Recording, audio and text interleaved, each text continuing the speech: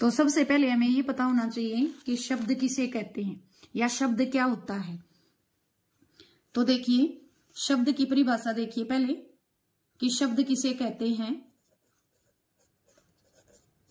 वर्णों के मेल से बनी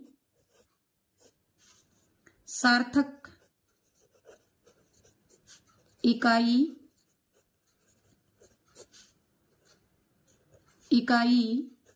को क्या कहेंगे, हम शब्द कहेंगे।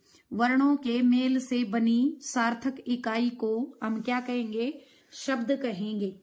उसके बाद आता है, या ये भी कह सकते हैं कि वर्णों के सार्थक ध्वनि समूह को शब्द कहते हैं, या बोल सकते हैं वर्णों की सार्थक ध्वनि समूह को शब्द कहते हैं। वर्णों की सार्थक ध्वनि समूह को क्या कहते हैं, शब्द कहते हैं। ठीक है, तो ये थी हमारी शब्द की परिभाषा। जैसे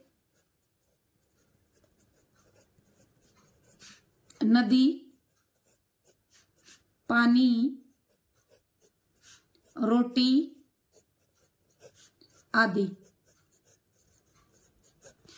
अब ये नदी है, ये एक सार्थक शब्द है, क्योंकि हमें पता है कि नदी का अर्थ क्या होता है, सरिता होता है, तटीनी होता है।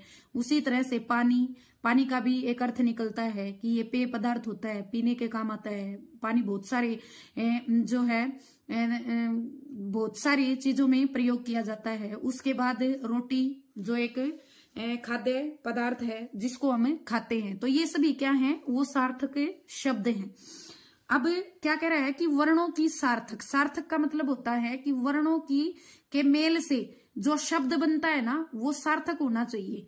ठीक है, तभी वो वर्णों की जो सार्थक ध्वनि है वो क्या कहलाती है, शब्द कहलाती है। जैसे हमारे पास ये है नदी को ही देखिए, नदी तो न हलंत प्लस ए प्लस द हलंत प्लस ई।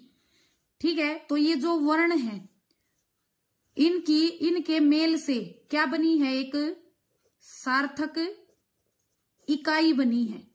क्या बनी है, एक सार्थक इकाई बनी है, जो क्या कहलाती है, वो शब्द कहलाती है।